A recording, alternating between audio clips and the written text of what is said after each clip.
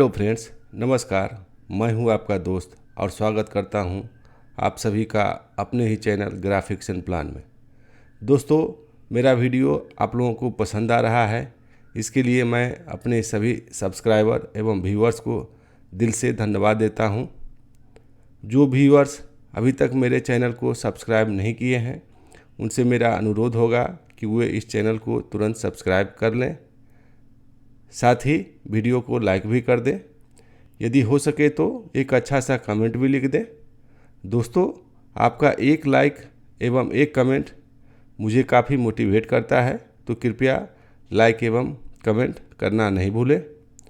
दोस्तों, पिछले वीडियो में मैंने 12x36 साइज़ के वेडिंग फ़ोटो एल्बम का फ्रंट कवर पेज डिज़ाइन करना बताया था, जिस पर हमारे 2 सब्सक्राइबर मिस्टर ईमान जेम्स एवं श्री अमित कुमार जी ने अनुरोध किया है कि 12x36 साइज़ के वेडिंग फ़ोटो एल्बम का फ्रंट पेज एवं बैक कवर पेज डिज़ाइन करना बताइए। ये वीडियो मैं उन्हीं 2 सब्सक्राइबर के अनुरोध पर बना रहा हूं।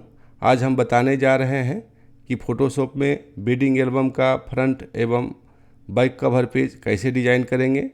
कवर पेज का लेआउट मैं 2 तरीके से बताऊंगा। दोस्तों, ये वीडियो थोड़ी लंबी लेकिन इंटरेस्टिंग होने वाली है, तो आप इसे कृपया धैर्यपूर्वक देखिएगा। यदि आप इस वीडियो को बिना स्किप किए देखिएगा तो आपका सारा डाउट्स क्लियर हो जाएगा।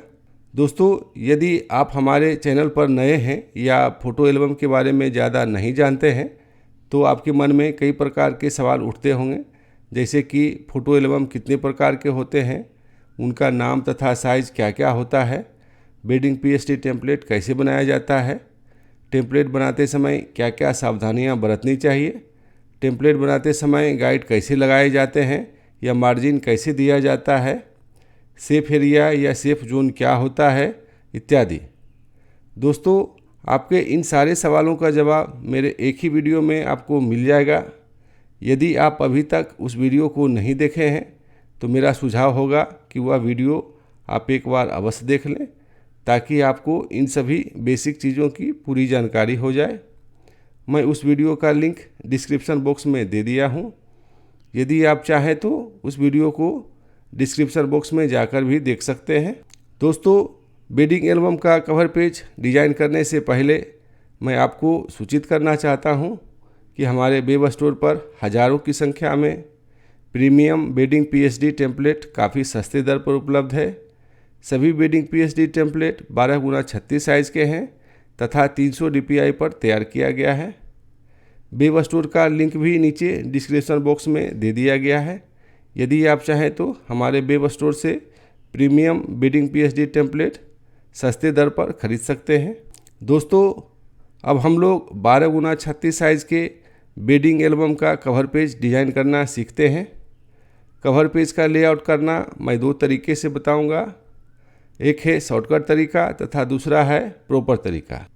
शॉर्टकट तरीका से काम जल्दी एवं आसानी से हो जाएगा, जबकि प्रॉपर तरीका से लेआउट करने में थोड़ा समय लगेगा, साथ ही थोड़ी परेशानी भी हो सकती है। तो दोस्तों, दोनों तरीका सीख लीजिए। बाद में जो तरीका आपको अच्छा लगेगा उसका उपयोग कीजिएगा। पहले मैं शॉर्टकट तरीका बताऊंगा, उसके बाद प्रॉपर तरीका। तो आइए दोस्तों, अब हम लोग चलते हैं फ़ोटोशॉप पर। ये हमारा फ़ोटोशॉप खुल चुका है। दोस्तों, अब यहाँ से मैं एक पेज क्रिएट कर लेता हूँ। दोस्तों, हमें 12x36 साइज़ के फ़ोटो एल्बम का कवर पेज डिज़ाइन करना है, इसलिए मैं शॉर्टकट तरीका में एक पेज ले रहा हूँ। पेज की विड्थ होगी 39 इंच।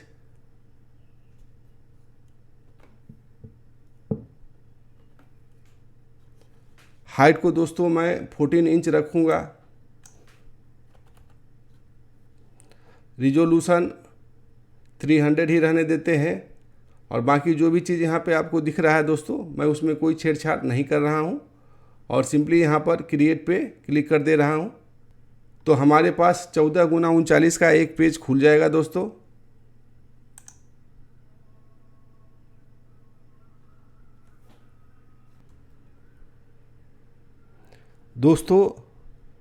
14x39 का ये पेज खुल चुका है।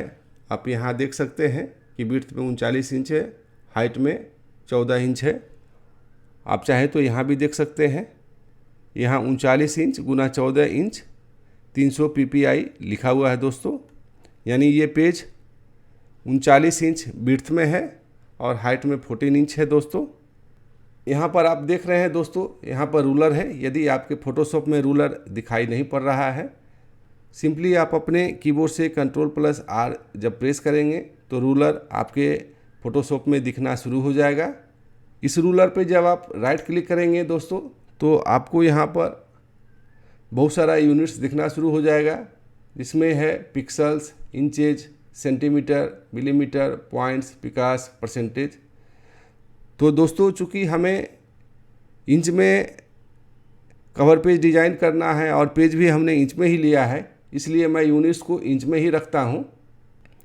अब मैं इसमें गाइड वगैरह जो भी है मैं लगा लेता हूँ, उसके बाद मैं एक एक चीज़ को आपको बताऊँगा। तो यहाँ से दोस्तों मैं 1 इंच पर एक गाइड लगा लिया हूँ। बॉटम में भी मैं 1 इंच पे गाइड लगा लेता हूँ।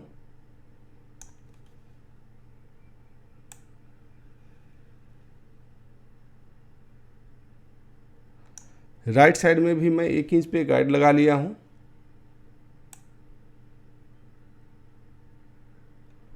लेफ्ट साइड में भी मैं 1 इंच पे गाइड लगा लिया हूँ। ये पेज चूँकि 39 इंच का है, इसलिए 39 का आधा 19.5 होता है, इसलिए मैं एक सेंटर पे भी यहाँ पे गाइड लगा ले रहा हूँ।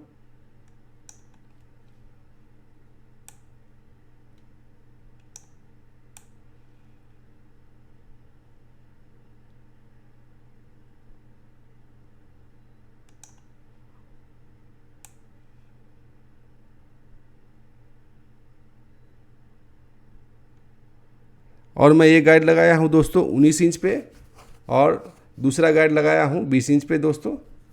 इसके अतिरिक्त दोस्तों यहाँ से मैं 0.25 इंच पे भी एक एक गाइड लगा ले रहा हूँ चारों तरफ से।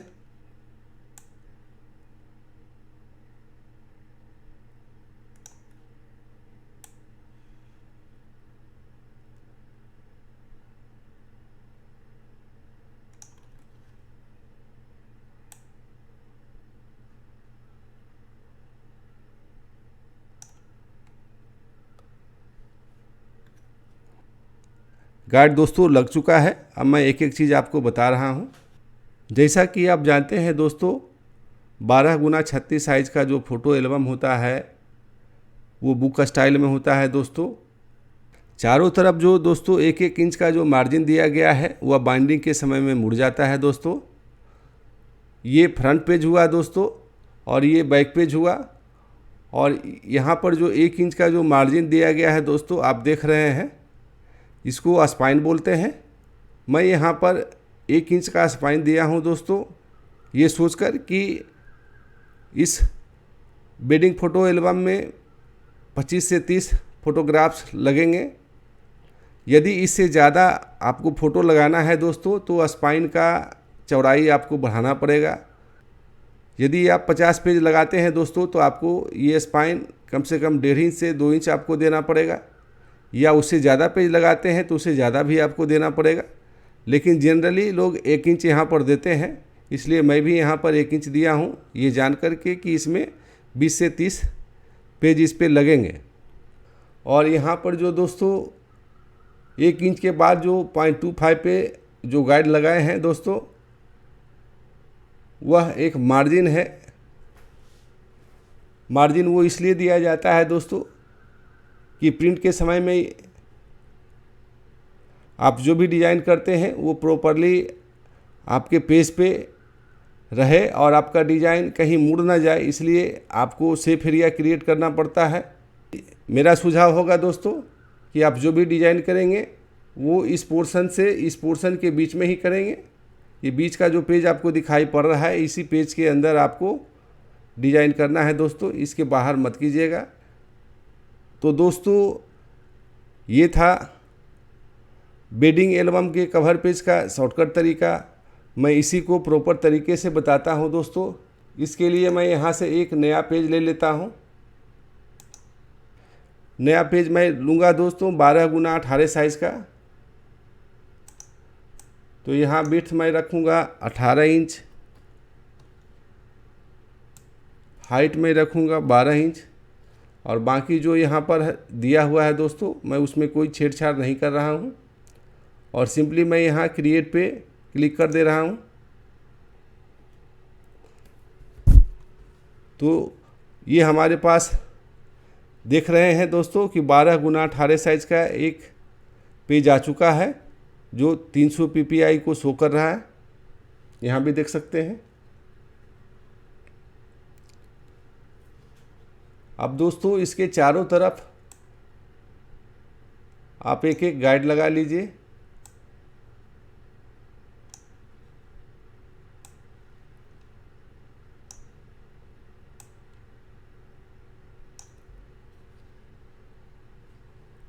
ये दोस्तों फ्रंट कवर पेज है दोस्तों। अब इसके बाद 1 इंच का आपको स्पाइन देना है। यदि आप 20 से 30 फोटोग्राफ्स लगाते हैं तो 1 इंच का लगभग आपको स्पाइन देना चाहिए। यदि उससे ज़्यादा आप लगाइएगा तो उससे ज़्यादा आपको देना पड़ेगा। यदि 50 लगाते हैं तो कम से कम 1.5 इंच आप दीजिएगा। तो मैं ये मानकर डिज़ाइन कर रहा हूँ दोस्तों कि हमें 20 से 30 फ़ोटो इस एल्बम में लगाना है, इसलिए मैं 1 इंच का यहाँ पर स्पाइन दे रहा हूँ। तो स्पाइन देने के लिए यहाँ पर एक ऑप्शन आपको मिलता है दोस्तों इमेज में। आप इमेज में जाइएगा तो यहाँ पर आपको एक ऑप्शन मिलेगा ड्रॉप डाउन में दोस्तों, कैनवास साइज। इसका शॉर्टकट की है दोस्तों Alt+Ctrl+C। यदि आप अपने कीबोर्ड से Alt+Ctrl+C प्रेस कीजिएगा तो ये कैनवास साइज आपको दिखने लगेगा दोस्तों। मैं सिंपली इस पर क्लिक करता हूँ। अब यहाँ पर ये एक टूल खुला है दोस्तों। आप इस चीज़ को ध्यान से देखिएगा क्योंकि ये बहुत महत्वपूर्ण चीज़ है दोस्तों। यदि आप इसको समझ गए तो प्रॉपरली आप पेज को लेआउट कर सकते हैं दोस्तों। यदि आप इसको प्रॉपर ढंग से नहीं समझेंगे तो आपको परेशानी हो सकती है। तो मेरा अनुरोध है दोस्तों कि इस चीज़ को जो मैं अभी बताने जा रहा हूँ उसको आप कृपया ध्यानपूर्वक देखिएगा ताकि एक एक चीज़ आपको समझ में आ जाए। तो यहाँ पर आप देख रहे हैं दोस्तों कि यहाँ पर 8 आपको एरो नज़र आ रहा है। 4 आपको जो है 4 डायरेक्शन में दे रहा है और 4 जो है आपका डायगनली डायरेक्शन में आपको एरो दिखाई पड़ रहा है। तो राइट साइड का जो एरो आपको बता रहा है दोस्तों कि यदि आप इस पर क्लिक कीजिएगा तो ये पेज आपको राइट डायरेक्शन में शिफ्ट होगा। और कितना शिफ्ट होगा वो आपको यहाँ से क्लैरिफाई करना पड़ेगा या यहाँ पे आपको मेंशन करना पड़ेगा। जो आप मेंशन कीजिएगा उसी के अनुसार ये पेज आपको राइट में शिफ्ट होगा यदि आप राइट एरो को क्लिक कीजिएगा। उसी प्रकार से यदि इस पेज को बाएं ले जाना है दोस्तों तो आपको बाएं साइड का जो एरो आपको दिखाई पड़ रहा है आपको इस पर क्लिक करना होगा। यदि आपको ऊपर ले जाना है तो ऊपर वाले एरो को क्लिक करना होगा। यदि नीचे ले जाना है तो डाउन वाले एरो को क्लिक करना होगा। तो दोस्तों चूँकि हमें यहाँ पे स्पाइन देना है तो इस पेज को मुझे राइट डायरेक्शन में शिफ्ट करना होगा। और कितना शिफ्ट करना होगा दोस्तों, चूँकि हमको 1 इंच का ही स्पाइन देना है तो मुझे 1 इंच इस पेज को दाहिने तरफ शिफ्ट करना होगा। तो सबसे पहले मैं इस राइट डायरेक्शन में जो एरो है मैं इस पर क्लिक करूँगा और 1 इंच यहाँ पे बढ़ाऊँगा। यहाँ पे 18 लिखा हुआ है दोस्तों, मैं इसको 19 कर दे रहा हूँ और सिंपली ओके पे मैं क्लिक कर दे रहा हूँ। तो देखिए दोस्तों यहाँ पर 1 इंच का स्पाइन आ चुका है। अब मैं यहाँ पर एक गाइड लगा लेता हूँ दोस्तों। यहाँ पर एक गाइड लग चुका है। अब मुझे बैक पेज लेना है दोस्तों, और बैक पेज मुझे कितना लेना है तो आप जानते हैं 12x18 साइज़ का। तो फिर से आप यहाँ पर इमेज में आइए, कैनवास साइज पे आइए और इसको क्लिक कीजिए। क्लिक करने के साथ ही आपको ये बॉक्स दिखाई पड़ना शुरू हो जाएगा, टूल बॉक्स। 18x12 इंच का एक पेज लेना है मुझे बाएं साइड में, इसलिए इस पेज को मुझे दाहिने डायरेक्शन में शिफ्ट करना होगा। तो मैं इस पेज शिफ्ट करता हूं दोस्तों, इस पेज को दाहिने तरफ, और यहाँ पे मैं 18 इंच बढ़ाऊंगा दोस्तों। तो 18 इंच बढ़ाऊंगा तो ये हो जाएगा 37 इंच। तो मैं सिंपली यहाँ पे 37 कर दे रहा हूँ और यहाँ पर ओके दबा दे रहा हूँ दोस्तों। मैं कंट्रोल 0 दबाकर इस पेज को पूरे कैनवास पे ले आया हूँ दोस्तों। अब हमारे पास 37x12 इंच का एक पेज आ चुका है दोस्तों। मैं यहाँ बाएं साइड में भी ये गाइड लगा ले रहा हूँ।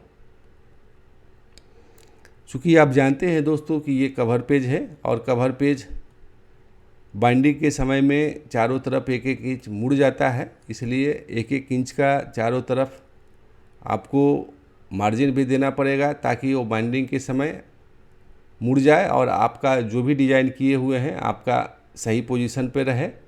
तो आपको चारों तरफ एक एक इंच का मार्जिन यहाँ पे क्रिएट करना होगा दोस्तों। तो उसके लिए फिर से आपको इमेज में जाना होगा। इमेज में जाने के साथ आपको कैनवास साइज में चारों तरफ एक एक इंच आपको बढ़ाना पड़ेगा दोस्तों। तो मैं यहाँ पर एक एक इंच बढ़ाने का मतलब ये होता है दोस्तों कि 1 इंच यदि हम ऊपर बढ़ाते हैं तो 1 इंच मुझे नीचे भी बढ़ाना पड़ेगा, यानी कि हाइट में मुझे 1 इंच ऊपर और 1 इंच नीचे, यानी कि 2 इंच बढ़ाना पड़ेगा। इसलिए यहाँ पहले से 12 इंच है दोस्तों, तो इसको मुझे 14 इंच करना पड़ेगा। तो मैं इसे 14 इंच कर दे रहा हूँ।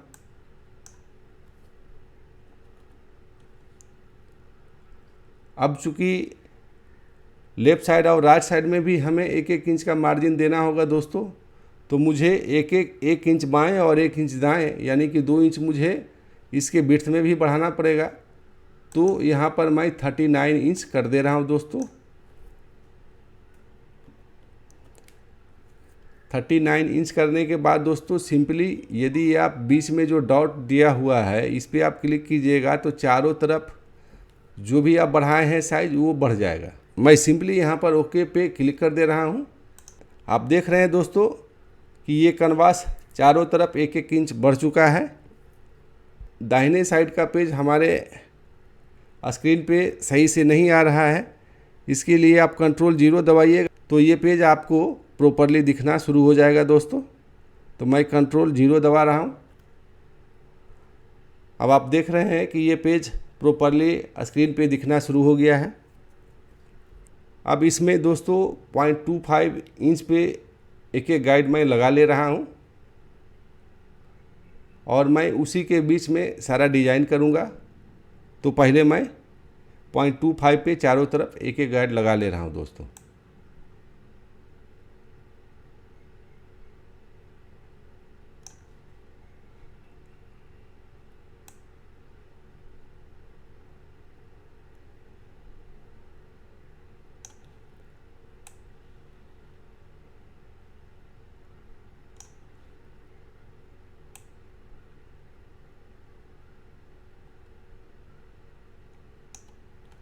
तो दोस्तों अब हमारा सेफ एरिया क्रिएट हो चुका है। अब हम लोग इसमें डिज़ाइन करना शुरू करेंगे दोस्तों। आप देख रहे हैं कि यहाँ पर 3 फोटोग्राफ्स है, साथ ही यहाँ पर 2 क्लिप आर्ट है दोस्तों। मैं इसी के सहारे इस पेज को डिज़ाइन करूँगा और फ़ोटोशॉप में जो शेप दिया हुआ है मैं उसका भी इस्तेमाल करूँगा। अब दोस्तों इस फोटोग्राफ को मैं फ़ोटोशॉप में ओपन करा रहा हूँ।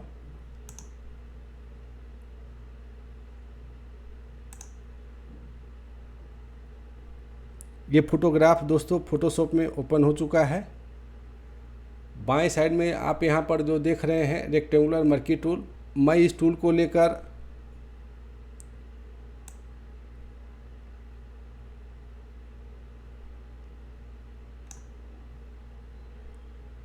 इतना पोर्शन मैं सेलेक्ट कर लिया हूँ दोस्तों और कंट्रोल C दबाकर मैं इसकी एक कॉपी तैयार कर लेता हूँ। साथ ही कंट्रोल W दबाकर मैं इस फ़ोटो को बंद कर दे रहा हूँ। अब इस पेज पे मैं उस सिलेक्टेड पोर्शन को कंट्रोल V दबाकर पेस्ट कर रहा हूँ। साथ ही कंट्रोल टी दबाकर मैं उसे ट्रांसफॉर्म भी करूँगा। ट्रांसफॉर्म करने के लिए दोस्तों शिफ्ट की होल्ड करना आवश्यक है।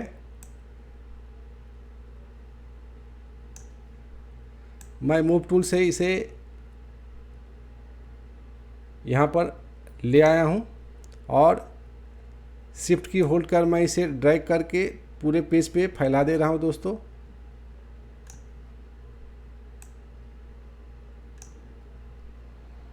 उसके बाद इस टिक के निशान को आप क्लिक कर दीजिए। इसके बाद फिल्टर में आइए। फिल्टर में आने के बाद ब्लर में आने के बाद गॉसियन ब्लर, और मैं यहाँ 100 रेडियस पे रखे हुए हूँ। मैं इस पे अब क्लिक कर रहा हूँ दोस्तों। ये हमारा कवर पेज का बैकग्राउंड बनकर तैयार हो चुका है दोस्तों। अब इस लेयर को आप लॉक कर दीजिए। ये हमारे पास एक क्लिप आर्ट है दोस्तों। मैं इसे ड्रैग करके इस पेज पे ला रहा हूँ। मैं 0.25 पे बीच में भी एक गाइड लगा रहा हूँ दोस्तों।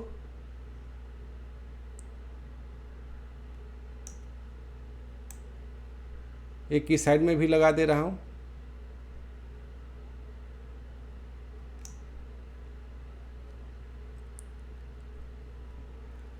उसके बाद मूव टूल के सहारे इस क्लिप आर्ट को मैं इस गाइड से टच करा दिया हूँ दोस्तों। ऊपर जो टिक का निशान है इसे आप क्लिक कर दीजिए। क्लिक करने के बाद अल्ट दबाकर इस क्लिप आर्ट को जब आप ड्रैग कीजिएगा तो इसकी एक कॉपी बन जाएगी दोस्तों।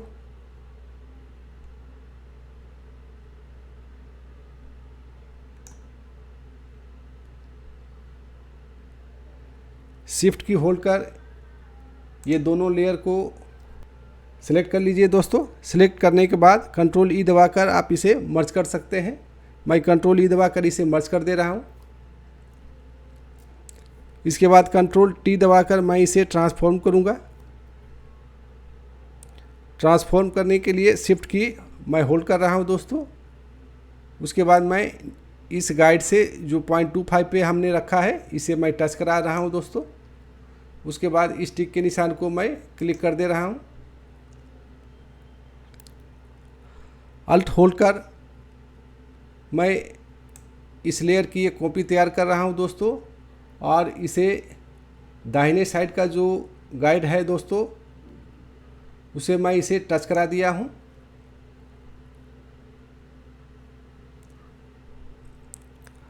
अल्ट दबाकर इसकी एक और कॉपी तैयार करेंगे दोस्तों।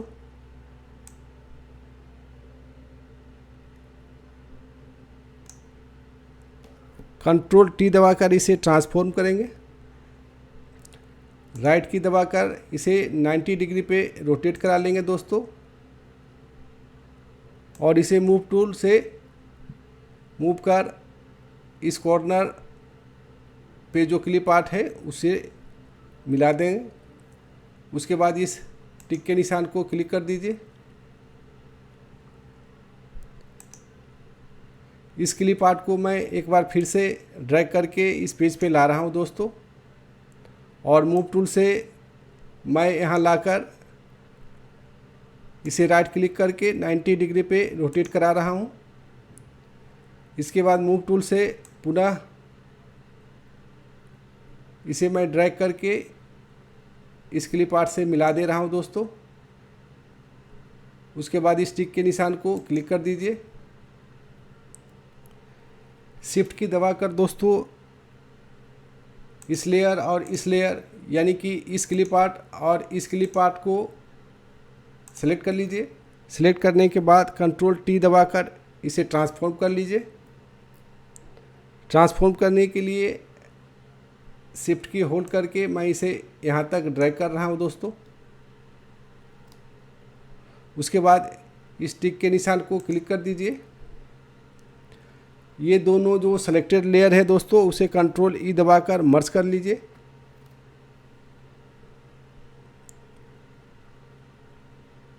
इसके बाद अल्ट की दबाकर इसकी एक कॉपी तैयार कर नीचे ले आएंगे दोस्तों, और नीचे जो 0.25 पे गार्ड दिया गया है उससे इसको टच करा लेंगे। शिफ्ट दबाकर दोस्तों ये चारों लेयर जो है, यानी कि ये सभी क्लिप आर्ट का जो लेयर है इसे सेलेक्ट कर लेंगे दोस्तों। सेलेक्ट करने के बाद कंट्रोल ई दबाकर इसे मर्ज कर देंगे। ये चारों लेयर मर्ज हो चुका है दोस्तों। अब कंट्रोल टी दबाकर इसे रिसाइज कर लेंगे।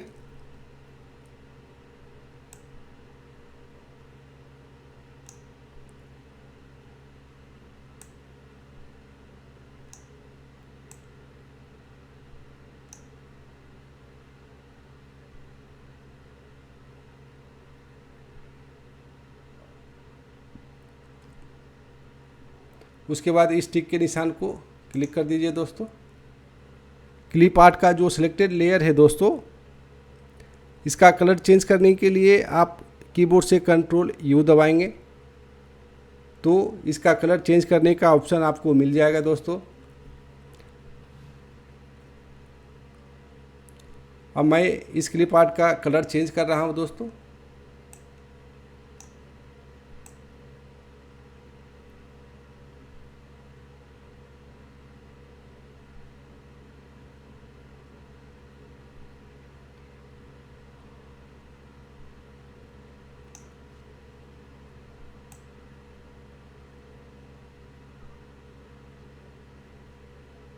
ये कलर मुझे अब सही लग रहा है दोस्तों, तो मैं अब ओके पे क्लिक कर रहा हूँ। इसके बाद कंट्रोल जे दबाकर इसकी एक कॉपी तैयार कर लेंगे दोस्तों। साथ ही कंट्रोल टी दबाकर मैं इसे ट्रांसफॉर्म भी करूँगा। ट्रांसफॉर्म करने के लिए दोस्तों शिफ्ट की को होल्ड करना आवश्यक है। मैं शिफ्ट की को होल्ड करके यहाँ जो सेंटर पॉइंट आपको दिख रहा है दोस्तों, इस पॉइंट को मैं ड्रैग करके 19.5 पे लाऊंगा दोस्तों।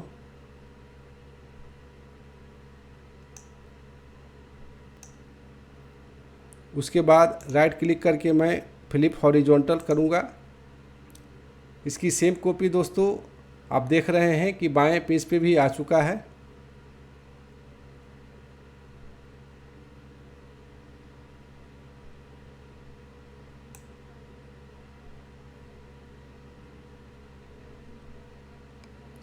मैं मूव टूल के सहारे इसे सही पोजीशन पे ले आया हूं दोस्तों। इसके बाद मैं ऊपर जो टिक का निशान है मैं इसे क्लिक कर रहा हूं। तो दोस्तों ये दोनों पेज पे बॉर्डर बनकर तैयार हो चुका है दोस्तों। यहाँ पर आप देख रहे हैं कस्टम शेप टूल है दोस्तों। मैं इस पर राइट क्लिक करके कस्टम शेप टूल में से एक शेप लूँगा दोस्तों।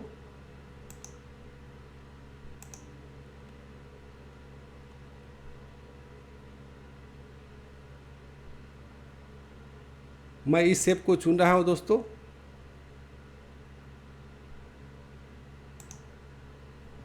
और शिफ्ट की दबाकर मैं इस शेप को ड्रॉ कर रहा हूं।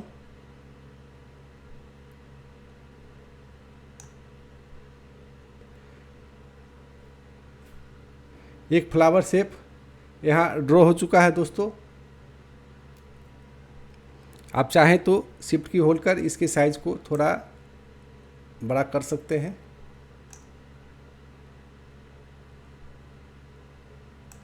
मूव टूल से मैं इसे सेंटर पे ला रहा हूं दोस्तों, और यहाँ पर लाकर मैं इसे छोड़ दे रहा हूं।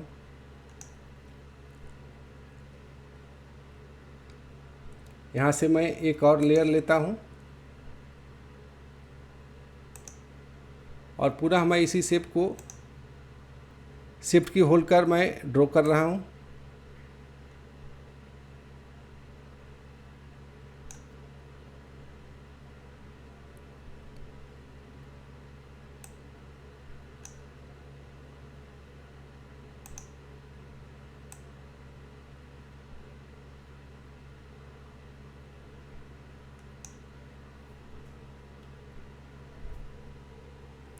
अल्ट की दबाकर मैं इसकी एक कॉपी तैयार कर रहा हूँ और दाएं साइड पर मैं इसे लाकर छोड़ दे रहा हूँ दोस्तों। अल्ट की दबाकर मैं इसकी एक और कॉपी तैयार कर रहा हूँ दोस्तों, और मैं इसे यहाँ पर ले आया हूँ और इस लेयर को कंट्रोल टी दबाकर मैं ट्रांसफॉर्म कर लूँगा।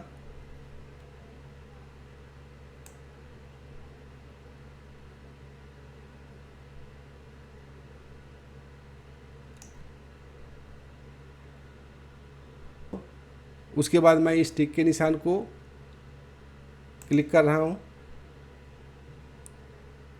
अल्ट की होल्ड कर मैं ये बड़े साइज़ का एक कॉपी तैयार करके लेफ़्ट साइड में मैं ले जा रहा हूँ दोस्तों।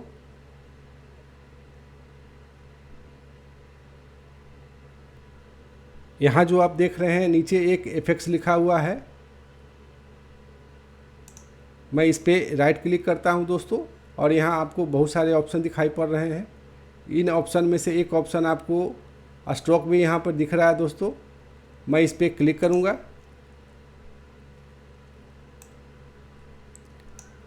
क्लिक करने के साथ ही आप देख रहे हैं कि इस शेप में स्ट्रोक लग चुका है दोस्तों, जिसका साइज 20 पिक्सल है। मैं इसे 20 पिक्सल पर ही छोड़ दे रहा हूँ दोस्तों। उसके बाद ये जो सिलेक्टेड लेयर है दोस्तों, मैं इस पर राइट क्लिक करता हूँ। राइट क्लिक करने के बाद यहाँ पर आप देख रहे हैं कि एक ऑप्शन है कॉपी लेयर स्टाइल। मैं इस पर क्लिक करके उस स्टाइल को कॉपी कर ले रहा हूँ दोस्तों, और यहाँ पर जो शेप हम लोगों ने ड्रॉ किया है उसे शिफ्ट की दबाकर मैं सेलेक्ट कर ले रहा हूँ, और इस सिलेक्टेड लेयर पर राइट क्लिक करके पेस्ट लेयर स्टाइल पे क्लिक कर दूंगा। आप देख रहे हैं कि सभी शेप में एक साथ स्ट्रोक लग चुका है दोस्तों। यहाँ पर हमारे पास एक और क्लिप आर्ट है दोस्तों, इसका भी मैं इस्तेमाल करना चाहता हूँ। मैं इस क्लिप आर्ट को ड्रैग करके इस पेज पे ला रहा हूँ दोस्तों।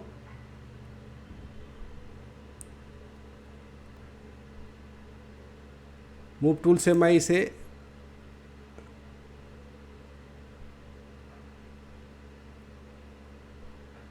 यहाँ पर ला करके छोड़ दिया हूँ दोस्तों। उसके बाद स्टिक के निशान को क्लिक कर दीजिए। कंट्रोल यू दबाकर आप उसके कलर को चेंज कर सकते हैं। मैं इस क्लिप आर्ट का कलर चेंज कर रहा हूँ दोस्तों।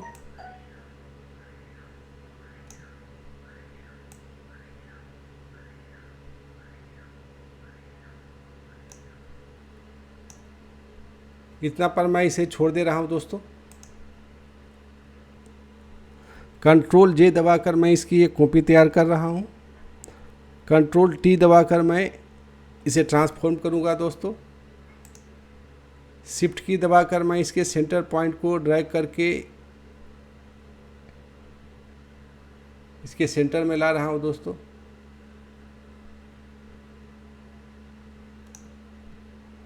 उसके बाद मैं राइट क्लिक करके फ्लिप हॉरिजॉन्टल, उसके बाद इस टिक के निशान को क्लिक कर दीजिए। अब दोस्तों फ्रंट पेज पे हमें दूल्हा और दुल्हन का नाम भी लिखना है, तो इसके लिए हमें सबसे पहले इसके बैकग्राउंड को थोड़ा चेंज करना पड़ेगा दोस्तों। आप बैकग्राउंड का कलर यहाँ से चेंज कर सकते हैं।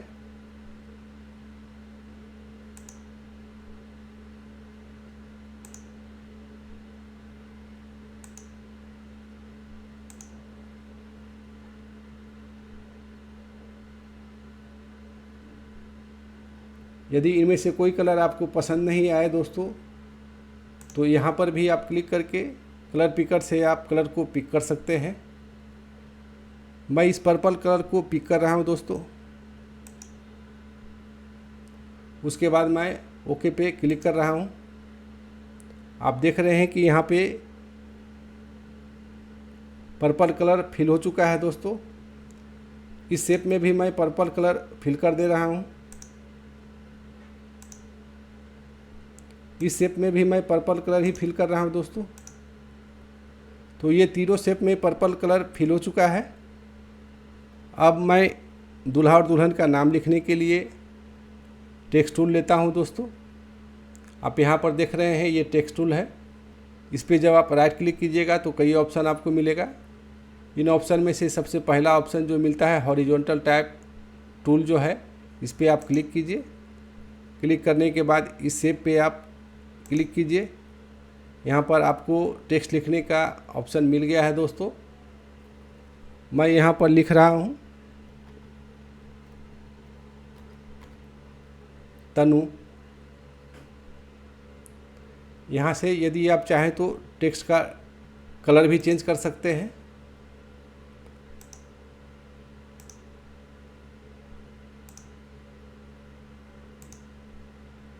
साथ ही यहाँ से इसका साइज भी चेंज कर सकते हैं।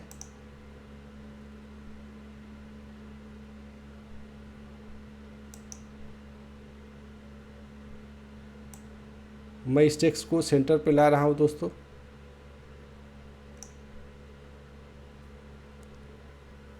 इस शेप में मैं दूल्हा का नाम लिख रहा हूँ दोस्तों।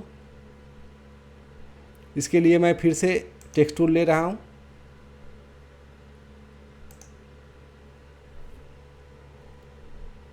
और मैं यहाँ लिख रहा हूँ मनु।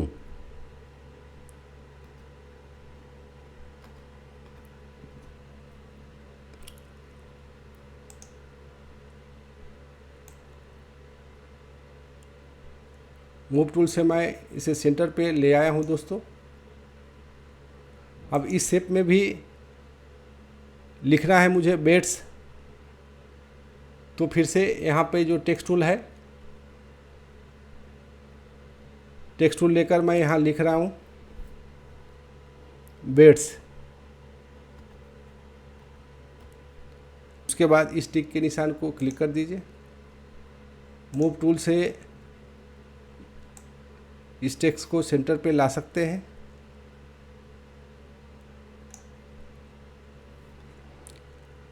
यदि आप चाहें तो कीबोर्ड में जो एरो की है उससे भी आप फ़ॉन्ट को इधर उधर कर सकते हैं, शिफ्ट कर सकते हैं।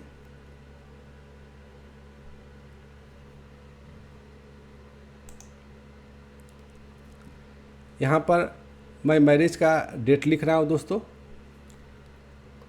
इसके लिए मैं फिर से टेक्स्ट टूल ले रहा हूँ।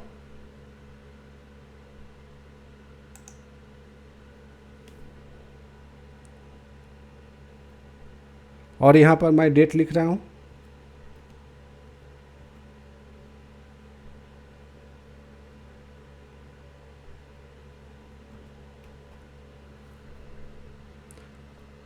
उसके बाद इस टिक के निशान को क्लिक कर दीजिए। कंट्रोल टी दबाकर आप टेक्स्ट को रिसाइज भी कर सकते हैं।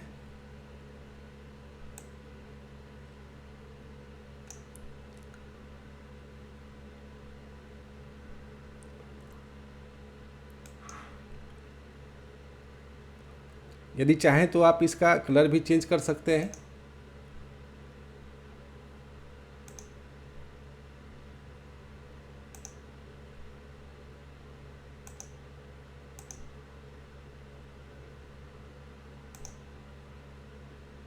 दोस्तों यदि आप चाहें तो यहाँ से आप फ़ॉन्ट भी चेंज कर सकते हैं। फ़ॉन्ट चेंज करने के लिए आपको यहाँ पे भी ऑप्शन मिल रहा है, और यदि आप चाहें तो यहाँ से भी आपको ऑप्शन मिल रहा है।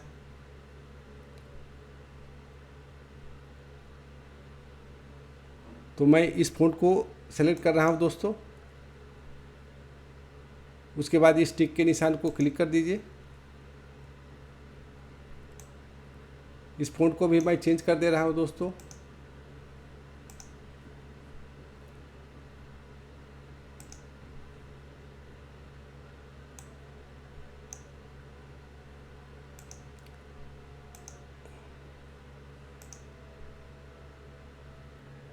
दोस्तों यहाँ भी आप अपने स्टूडियो का नाम लिख सकते हैं, अपना कॉन्टेक्ट नंबर लिख सकते हैं बैक टेक्स्ट पे। तो मैं यहाँ पर अपने चैनल का नाम और कॉन्टैक्ट नंबर मैं यहाँ पे लिख दे रहा हूँ दोस्तों।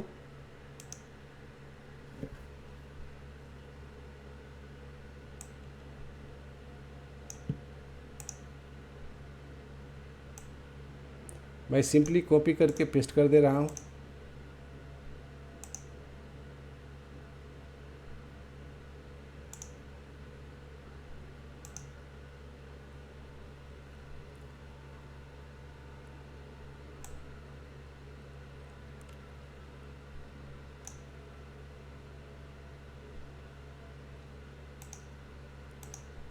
उसके बाद मैं इस टिक के निशान पे क्लिक कर दे रहा हूँ।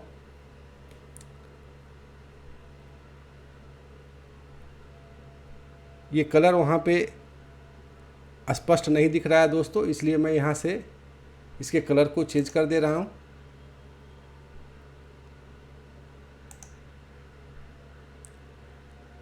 ये कलर सही लग रहा है दोस्तों, तो मैं इसी कलर को चूज कर ले रहा हूँ और उसके बाद ओके को मैं क्लिक कर दे रहा हूँ।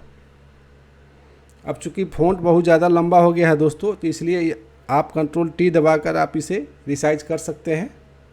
रिसाइज करने के लिए शिफ्ट की को होल्ड करना आवश्यक है दोस्तों। तो मैं शिफ्ट की होल्ड कर रिसाइज कर ले रहा हूँ दोस्तों।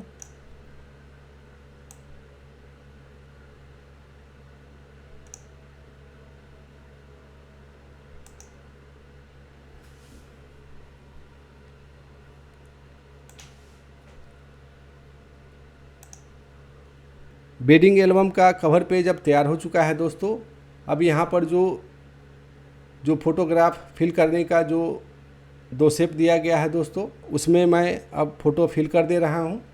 फ़ोटो फिल करने के लिए सबसे पहले इस शेप को क्लिक करना होगा। क्लिक करने के बाद एक फ़ोटो का चयन करके ड्रैग करके इसके ऊपर लाना होगा दोस्तों। तो मैं इस फ़ोटो को इसके ऊपर ला रहा हूँ और शिफ्ट की होल्ड कर मैं इस फ़ोटो को रिसाइज कर ले रहा हूँ।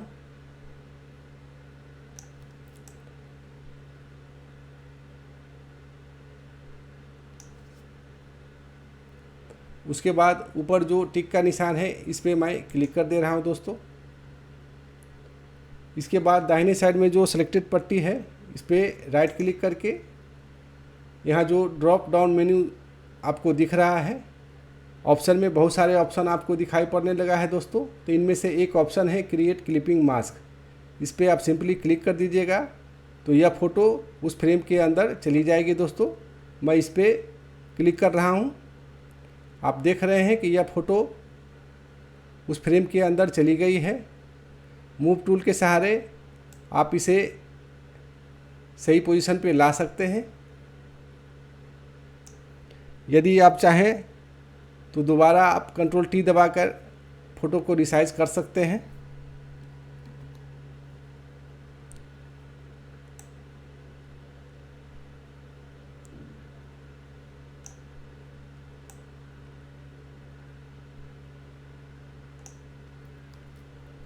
इतना मुझे सही लग रहा है दोस्तों, इसलिए मैं इतना ट्रांसफॉर्म करके छोड़ दे रहा हूँ। अब मैं इस टिक के निशान को क्लिक कर दे रहा हूँ। तो फ्रंट पेज पे दोस्तों प्रायः वेडिंग सेरेमनी का ही फ़ोटो लगाया जाता है दोस्तों, और बैक पृष्ठ पे जनरली रिसेप्शन का ही फ़ोटो लगता है। तो हमारे पास एक और फोटोग्राफ्स है, मैं उसे बैक पृष्ठ पे लगा रहा हूँ दोस्तों। इसके लिए सबसे पहले मुझे इस फ्रेम को सिलेक्ट करना होगा। सिलेक्ट करने के लिए इस पर आप क्लिक कीजिए। क्लिक करने के साथ ही आप देख रहे हैं कि दाहिने साइड में एक वाइट पट्टी दिख रही है जो यह बता रहा है कि यह फ्रेम सिलेक्ट हो चुका है। अब एक फ़ोटो का चयन करके मैं इस फ़ोटो का चयन करके इस फ़ोटो को ड्रैग करके इस पे ला रहा हूं दोस्तों, और शिफ्ट की होल्ड कर मैं इस फ़ोटो को रिसाइज कर ले रहा हूं।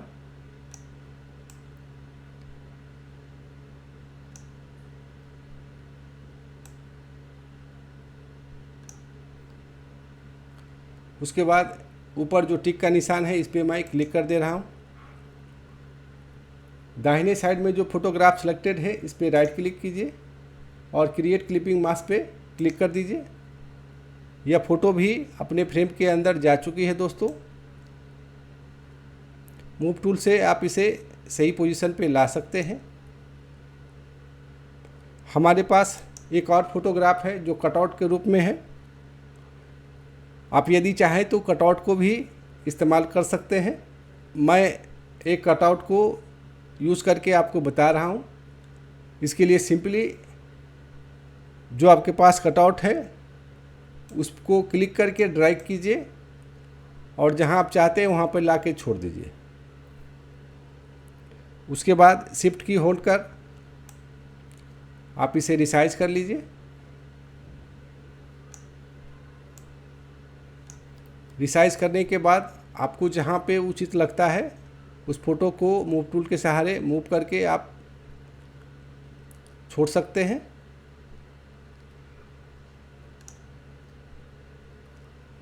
उसके बाद ऊपर जो टिक का निशान है इस पर आप क्लिक कर दीजिए। तो दोस्तों ये था वेडिंग एल्बम का कवर पेज। अब मैं कंट्रोल एस दबाकर ये जो गाइड आपको दिखाई पड़ रहा है इसे मैं हाइड कर दे रहा हूँ।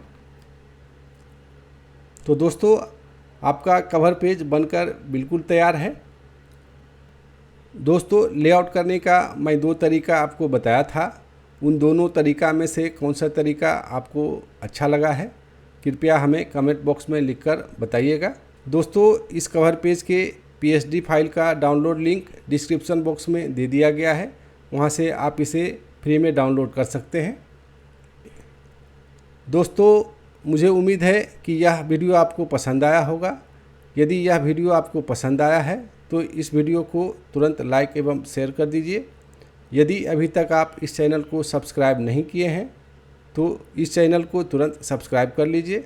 सब्सक्राइब करने के बाद बेल बटन को दबाकर ऑल को सिलेक्ट कर लीजिएगा ताकि हमारे नए वीडियो का नोटिफिकेशन आपको तुरंत मिल जाए। तो दोस्तों अब इस वीडियो को यहीं समाप्त करते हैं। आपसे फिर मिलेंगे एक नए वीडियो के साथ। तब तक आप अपना ख्याल रखिए। Thank you.